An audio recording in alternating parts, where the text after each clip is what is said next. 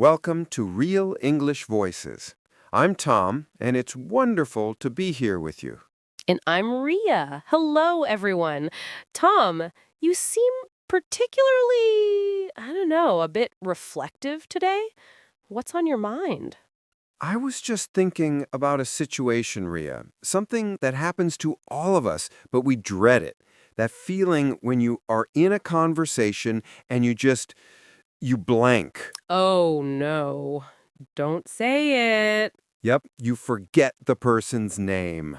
Oh, the absolute worst. That cold sweat, stomach dropping moment. It's just peak embarrassment, isn't it? It's exactly that. And we have a story today that captures that feeling perfectly. It's about a man named Nick who runs into an acquaintance, Anna. They just met the week before at a professional conference. Okay, so the memory should be fresh. This is already sounding painful. Right? So let's picture the scene. Nick is walking down the street, probably thinking about work, and suddenly he hears his name. And it's Anna. She sounds so friendly. She goes out, Nick, how's it going? And you can just imagine Nick stopping and trying to place her for a split second.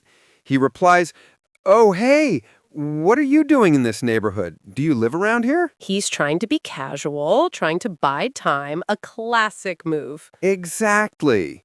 But Anna is just friendly and open.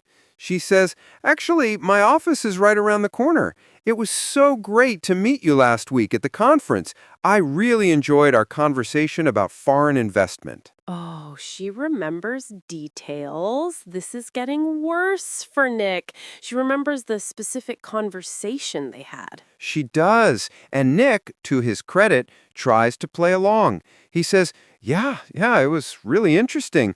But then he immediately looks for an escape. He says, "You know what? I'm at a bit of a hurry, but here's my card. We should definitely meet up again and continue our discussion." I'm in a bit of a hurry. The universal excuse. He just wants to get out of there before he's exposed. But Anna doesn't let him off the hook that easily. Not intentionally. She just replies, Sure. You still have my contact details, right?" And that's the moment. The trap is sprung. There's no escape. This is it. Nick just pauses, and you can feel the awkwardness. He finally has to say it. "You know what? This is really embarrassing, but your name has just slipped my mind. Can you remind me?" He admitted it. Oh, the honesty. That's brave. What else could he do? And Anna, well, Anna's just fantastic about it. She laughs and says, Sure, my name is Anna Ferris. Don't worry about it. It happens to me all the time. I'm terrible with names, too." Oh, what a relief. She's graceful. She made him feel better instead of worse. That's the best possible outcome. Nick must have been so relieved. I can almost hear him exhaling, just the internal panic switching off. And it's a brilliant piece of storytelling because it's so universal. That phrase he used, "it slipped my mind," is just so perfect. It's a wonderful, gentle way to say it. It really is. It's so visual, isn't it? As if the name was an object he was holding and it just slipped out of his mental grasp. It's so much softer than saying, I forgot.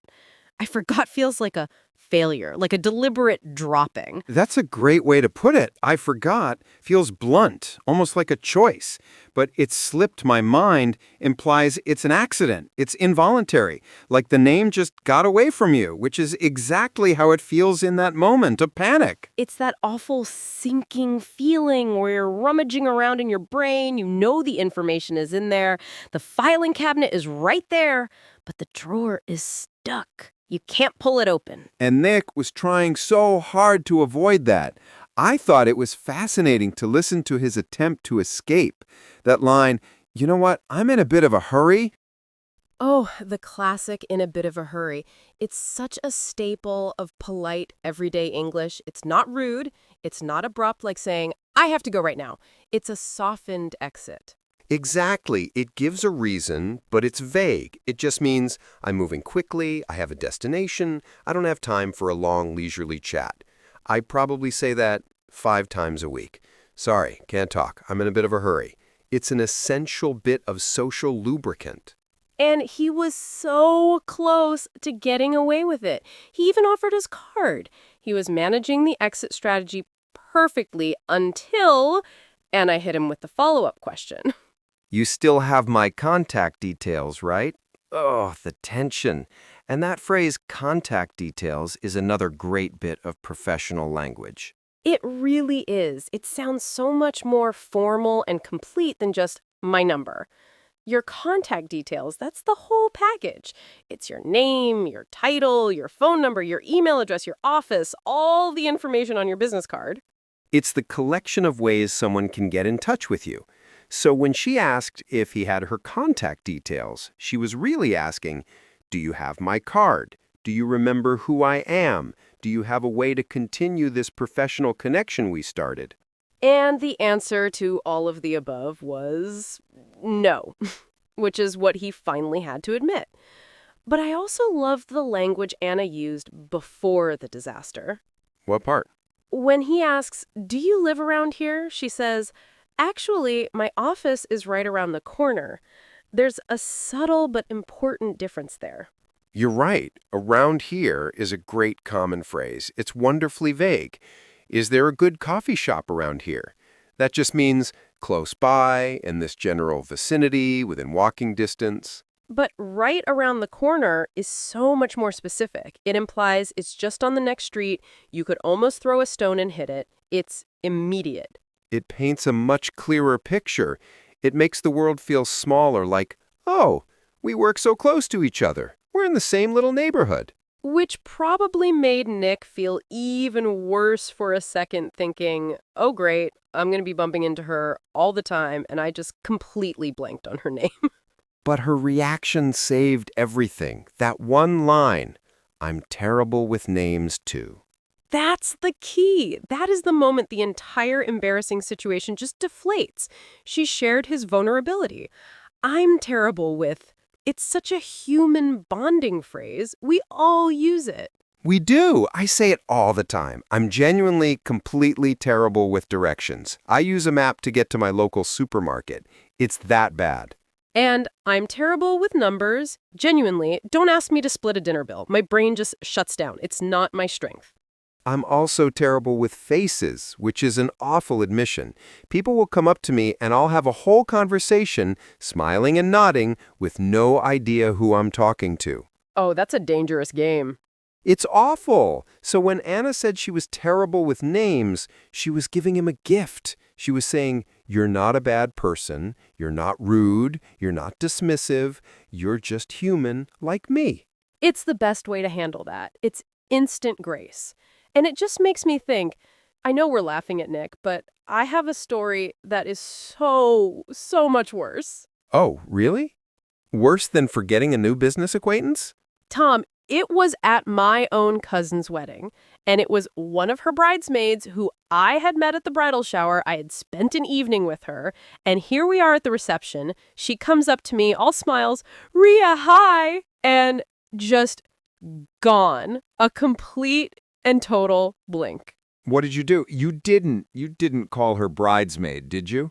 I almost did. I did that horrible smile and nod thing. "Hey, you, how are you?" And I just prayed someone else would walk up and say her name. That's agonizing. That's actually even worse than my story. You have one? Oh, you have to tell me. Now I feel better. Oh, mine is the absolute worst. It's the gold medal of name forgetting. It was a few years ago at a huge family reunion, one of those big summer barbecues with aunts and uncles and cousins I hadn't seen in ages. Okay, family. That's a high-stakes environment. The highest. And my uncle, he comes up to me, big smile, "Tom, so good to see you, son." And he pulls me into a hug. And as I'm hugging him, my mind is just static, white noise, nothing. No, Tom. An uncle? An actual blood relative? I swear, I knew he was my uncle. I couldn't find the name. The file was gone. And I panicked. I just hugged him back and said, "Hi, uncle, so great to see you too." You called him uncle. Just uncle. I just called him uncle, like he's a character in a play. I couldn't for the life of me remember his name. I spent the next hour just avoiding him. I'd see him by the potato salad, and I'd walk the other way. That is so much worse than just admitting it. I know. I was a complete coward. I finally had to pull my sister aside and whisper, "Hey, I'm so sorry. Who is that guy in the red shirt?" Oh, Tom. What did she say? She just stared at me deadpan and said, "That's Uncle John. Are you okay?" I was mortified, absolutely mortified. I felt so awful. That is, that is so much more painful than Nick's story. At least Nick was honest about it. You went the high uncle route. I know. I will carry that shame forever, but it's just the brain is a funny, unreliable thing. It really is. You know, I've been in that business situation like Nick many times, and I actually developed a little trick I use. Oh, do tell. I clearly need this. So if I've met someone and their name has just slipped my mind, I'll find a way to ask for their business card. Or even better, I'll say something like, I'd love to send you that article I was just mentioning. What's the best email for you? And they write it down. And their name, first and last, is almost always in their email address, or they hand you the card. Ria, that is genius. That is next level social engineering. It's so smooth. You get the name without ever having to admit you forgot it. It's my little social survival trick. It has saved me more than once. But honestly, as I'm telling it, I think I like Anna's method better. Just being open and kind about it. And Nick's honesty, too, in the end. Maybe that's the real lesson. After a certain point, all the tricks and evasions are more complicated and stressful than just being human. Just saying, this is so terribly embarrassing, but your name has slipped my mind. It's so true. It just cuts through all the tension. And you know, the whole interaction started on such a friendly note. I loved that Anna greeted him with, Nick, how's it doing? Yes, it's such a great natural phrase. It's so much warmer and more inviting than just, "How are you?" How are you can feel so formal, so stiff. You're just expected to say, fine, thanks. But how's it going? It feels more casual, more like you're talking to a friend. It genuinely invites a real answer. It's the kind of thing that sets a friendly, relaxed tone right from which I suppose is all the more ironic that he then immediately forgot her name. Well, it's a perfect story about a perfectly human, perfectly awkward moment. It just goes to show we're all just trying our best, and sometimes our brains, well, they just let things slip. And a little bit of kindness, like Anna showed, can turn a moment of pure embarrassment into a point of connection. It's a great reminder for all of us. It really is. It's always so lovely to share these stories and thoughts with all of you. Thank you so much for joining us on Real English Voices. We'll talk to you next time. Bye, everyone.